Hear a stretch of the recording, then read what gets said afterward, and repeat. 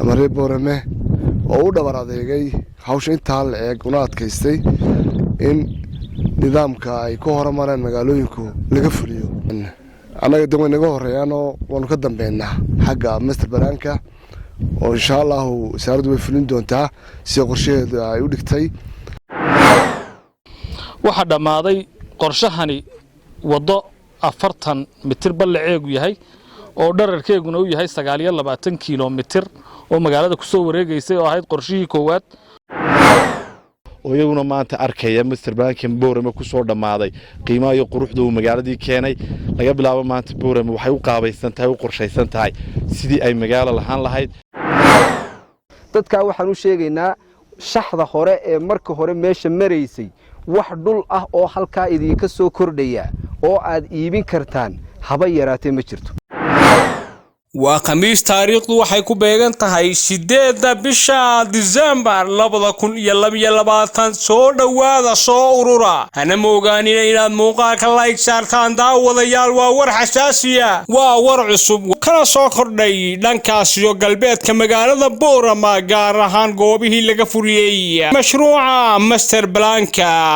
wajigii hore iyo wajigii labaad oo isku ladan weey daawadayaal waa war cusub hadana war cusub iyo maanta iyo warbaahinta Boorama Cable Boorama iyo maanta weey daawadayaal goobtani aad arkaysaan waxa ku sugan maayarada magaalooyinka Hargeysa Berbera Boorama iyo Zaylac iyo waliba xubno ka tirsan wasaaradda hawlaha guud dhulka iyo guryeynta shaqaalaha dawladda hoose ee Boorama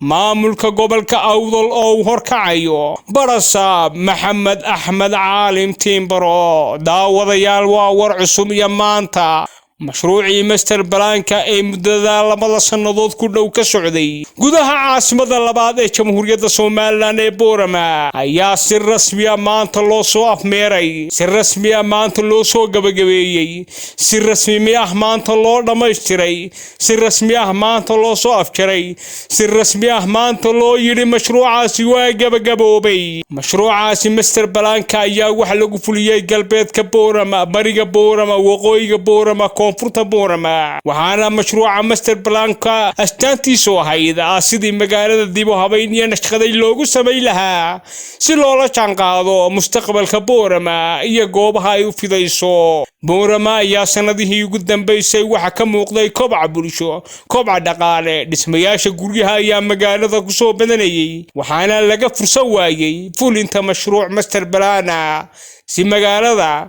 goobaha ay ugu fidayso loogu helo wadooyin baaxad leh isla mar ahaantaasina laga heli karo goobo danguud ah oo dadweynaha looga dhisi karo isbitaalada xafiisyada dawladaha saldhig boolis iyo wixii la mid ah hagaag daawadayaal goobtaasi ay ku sugnaayeen maayarka magaalada Hargeysa Cabdikariin Axmed Mooge maayarka magaalada Berbera Cabdishakuur Maxamuud Xasan Cidin maayarka magaalada Boorama Maxamed Axmed Warsame iyo dabcan maayarka magaalada Zaylac Yuusuf Cawaale Daahir hadaba daawadayaal ugu horeyntiiba waxa goobtaasi ka hadlay isla mar ahaantaasina faahfaahin dheeraad ka bixiyay soo afjarida iyo soo gabagabaynta iyo dhamaystirka mashruuca master blanka ee magaalada Boorama isku duwaha wasaaradda hawlaha guud dhulka iyo guryeynta gobolka Awdal mudana Saleebaan aadan Samatar waxaana uu tilmaamay maanta oo ay tahay bisha 12 waxa si rasmi ah u soo gabagaboonaya qorshihii wajiga labaad ee master blanka ee laga fuliyay magaalada Boorama oo ahaa shaxdii ka farcamaysay wadooyinkii waaweynaa primary-ga iyo secondary-ga ee hore looga fuliyay magaalada Boorama qodobka labaad ee jecelahay inaan ka hadlo waxa weeye mar hadii uu maanta si rasmi ah wajigaas uu soo wajigii labaad u soo gabagabooday waxaan rajaynaynaa wax kale oo ku dhiman oo shaqadaasi ma jirto oo aan ahayn jagooyinka wixii isku riixmay in qof walba jagadiisii meesha rasmiga ah ee ay noqonayso iyo wadooyinka rasmiga ee ay yeelanayso in isagana la tusi doono meelmahan maxaan ku waqtiga ugu dhow uguna macquulsan hadii la yiraahdo dadweynaha maxaan ku raday beeraleyda ee marka hore laga iibsaday jagooyinkaasi ay ku dhex yaaleen waxa jira dadka qaar oo fariin halkan uga dirayna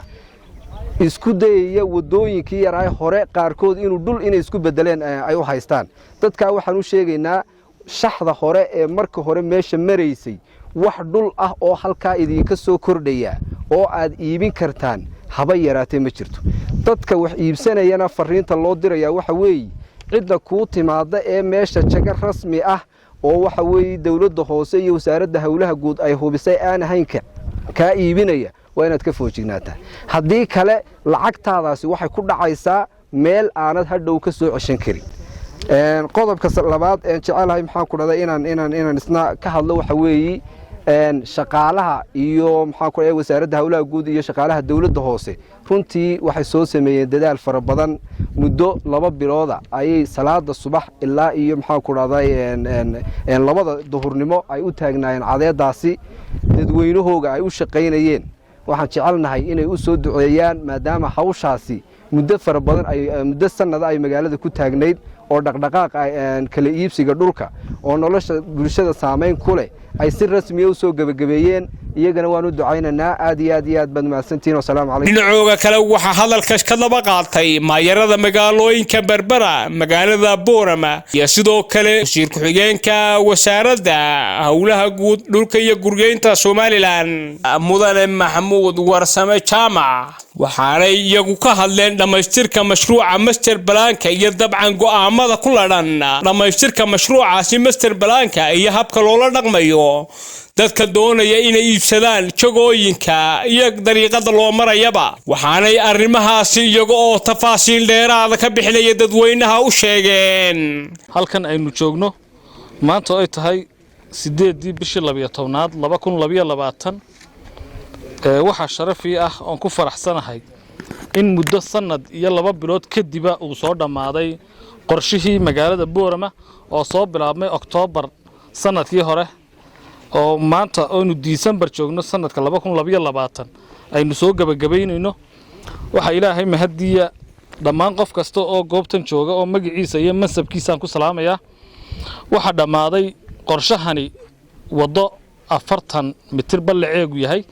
oo dhererkeeguna uu yahay 29 kilomitir oo magaalada ku soo wareegaysay oo ahayd qorshihii koowaad waxa soo dhamaaday wadooyin 24 mitir ballaceegu yahay oo 85 kilomitir ay yihiin marka la isku daro dhererkoogu waxa dhamaaday wadooyinkii secondary roadska oo ahaa 18 mitir ballaceegu dhererkooguna uu noqonayo 88 kilomitir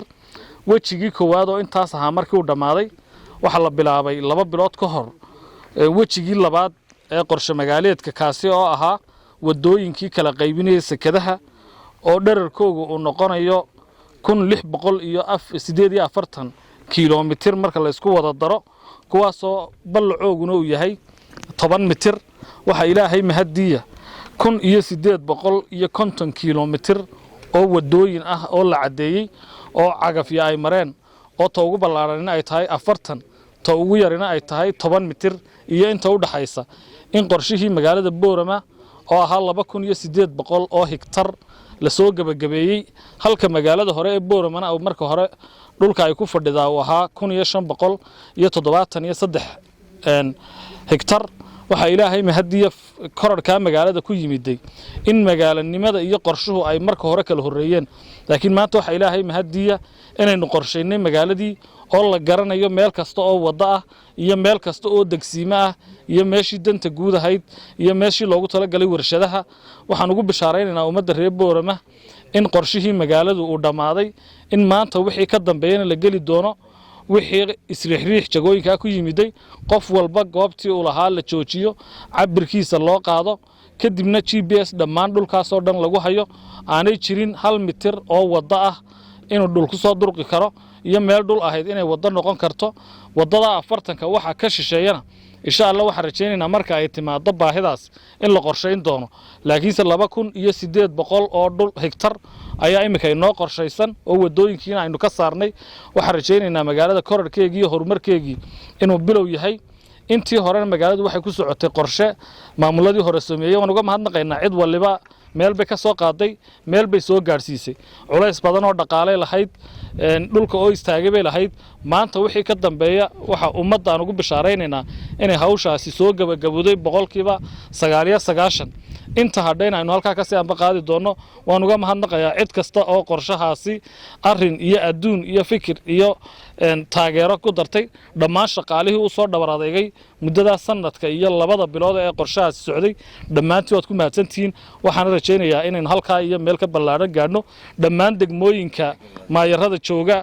ee saaxiibadaya degmooyinkuna tartan bay ku jiraan tartankaasina waxa looga baahan yahay reer Boorama inay qaybtooda qaataan oo ay horumarka ka qaataan waxaan u mahadnaqayaa dhammaan maayarada ka soo qayb galay maayarka caasimadda maayarka Berbera maayarka Saylac iyo dhammaan maayarada kale iyo golaha wasiirada iyo agaasimayaasha iyo saxaafadda wada baatantii ilaahay baa mahad subhanahu wa ta'ala waxaan u mahadnaqaynaa wasaaradda hawlaha guud oo runtii waajibaad qaran ay leedahay maayarka caasimadda gobolka Awdal Boorame iyo golihiisa deegaanka iyo dadweynaha reer Awdal oo dhan ama reer Boorame oo u dhabar adeegay hawsha inta la eeg una adkaystay in nidaamka ay ku horumareen magaalooyinku laga fuliyo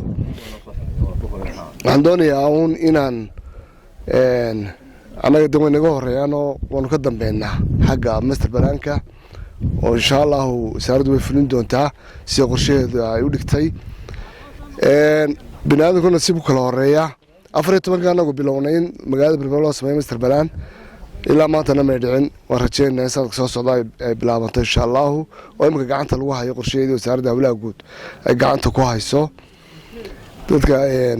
reer Boorama waxaan leeyahay markii la aado master balaan dadku waxay u fahmaan in wada la baneynayo wada la jexjeexayo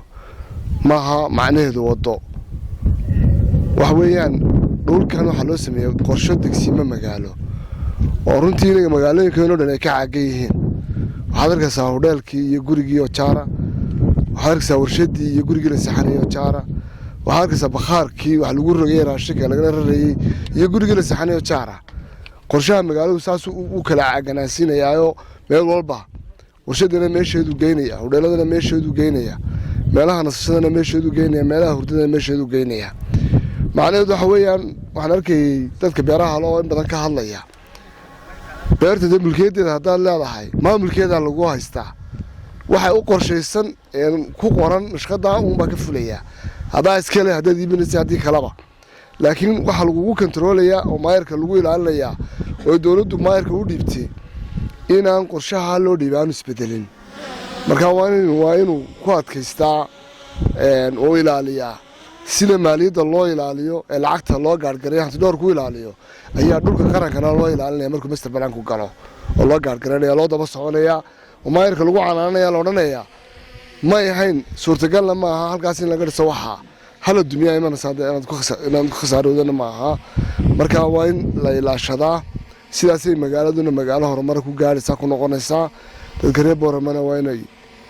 u fahmaan hadii halka la yiraahdo warshadaha laga dhigaya iyo hadii halka degsiima laga dhigaya faaliyogu inuu si kala bato mooyaane faaliyogu ka yaraanaya dhulka beeraha ma jiro marka waxaan leeyahay waa wax idin soo kordhay oo wanaagsan horumarkuna damqashiisu leeyahay marka soo horumar aragto dicid buu damqaya wax jirin buu wax ka bedelaya marka la soo adkaysto oo loo samro la ilaashado waa qaniimada imika haysataan in gaar laga hayo baa muhiima maayarkana waxaan leeyahay haddii dee marka hore maayarku dhulka iska maamuli jiro ciidaanay la ogeyn dee maanta markii wasaaradda ku wareegto kula taqaano oo kula ogtahay intii lagu xadidin awooddaadun ha ku ekaato qof walbana waa protection ay ku taho halkaas saas ma ka soconayso baad leedahay intaasaan kusoo gabagabeynayaa aad iyo aad baan u ammaanayaa dadka reer Boorame horumarka iyo xadaaradda iyo isbedelka nololeeda jira ee ka sii kordha mooyaane iyo hoos ka soo noqon insha Allah salaam alaykum guud dhamaan mas'uuliyiinta madashan jooga salaam alaykum waraxmatullaahi wabarakaatu salaanka bacdi maanta dhamaantiin farxad weyn bayna u tahay in si rasmi ah loo soo gabagabeynayo qorshe magaaleedkii magaalada Boorama oo sanadkii iyo bilihii u dambeeyay ka soconayay magaalada Boorama xarunta gobolka Awdal hawshaas oo wasaaradda hawlaha guud iyo dawladda hoose degmada Boorama iskaashanaya ay si wada jiro u wadeen waxa halkan taageen macdaadkii wasaaradda hawlaha guud iyo qaybo kamid ah injineeradii hawlwadeennadii iyo dawladdii hoose oo arrintan iska kaashanayay waxay shaqadaasi maanta ku soo dhamaatay si guul oo farxad leh waxaana si rasmi ah dhaqangalkeeda iyo hawlgelinteeda ula wareegi doona dawladda hoose degmada Boorama ujeedada aynu ka lahayn qorshe magaaleedka Boorama wuxuuna yahay inaynu diyaarino qorshaha cusub ee mustaqbalka dhow ee magaalada Boorama inaynu muujino cadeyno degsiimooyinka iyo wadooyinka iyo naqshada ay magaaladani leedahay. alxamdulillah rabbil caalamiin si sharaf iyo karaamo leh ayaa loogu guuleystay maayarka iyo golaha deegaanka degmada Boorama waxaan ku adkeenaynaa ka wasaarad ahaan in ay u dhaqangeliyaan master plan-kan ama qorshe magaaleedkan sida loo dhigay uu yahay. shacabka Boorama waxaan ku boorinaynaa inay ilaashadaan qorshahan cusub oo ay ku kacday qiimo fara badan oo hantiya maskax badan iyo maal badan ay gashay si ay Boorama u ahaato magaalo qorshihii loo sameeyay uu anfaco mustaqbalka dhow iyo ka fogba. maanta waxa kala cad oo kala muuqanaya dhulka degsiimooyinka wadooyinka magaaladu leedahay waxa meesha laga saaray beero fara badan oo 10 kilomitir wax ka badan isku xidhnaa oo meel laga maraajirin deerar waaweyn qof waliba halku doonayay buu degayay laakiin maanta Boorama cusub ayaynu soo afmeernay oo degisteeda ay caddahay. waxa ka go'an wasaaradda hawlaha guud dhulka iyo guriyeyntu in ay magaalooyinka dalka oo dhan qorshahan ay gaarsiiso isla markaana ay ilaaliso qorshahan si loogu dhaqmayo. waxa dhawaan la bilaabi doonaa oo maanta yana ay u tahay sharaf weyn halkan ku sugan maayirada magaalooyinka caasimadda Hargeysa iyo degmada Berbera oo dhawaan master plan-koodii bilaabmi doono oo iyaguna maanta arkaya master plan-kan Boorama ku soo dhamaaday qiimaha iyo quruxda uu magaaladii keenay. laga bilaabo maanta Boorama waxay u qaabaysan tahay u qorshaysan tahay sidii ay magaalo lahaan lahayd. aad iyo aad baad u mahadsantihiin maamulka degmada iyo gobolka Awdalba waxaan uga mahadcelinaynaa muddadii hawshan socotay sidii fiicneed u garab istaageen. waxaan rajaynaynaa in magaalooyinka Soomaaliland oo dhami ay qorshahan iyo qiimahan yeesheen. waxayna hawshan ku socotaa waa siyaasadda madaxweynaha Jamhuuriyadda Soomaaliland Muuse Biixi Cabdi iyo ballan qaadkii barnaamij siyaasadeedkii kulmiye oo ay xukuumaddu xilligiisii ay ku fulinayso. aad iyo aad baa u mahadsantihiin. wassalaamu calaykum waraxmatullaahi wabarakaatuh. mashruucii master plan-ka ee muddada 2 sannadood ku dhow ka socday gudaha magaalada Boorama isla mar ahaantaasna saamaynta ballaaran yeeshay waxa uu muuqdaa mid maanta sidii loogu talagalay u soo afjarmay natiijadiisuna ay noqotay sida ay mas'uuliyiintu ay tilmaameen. waa nuuc kadiye warbaahinta Boorama Cable gobolka Awdal.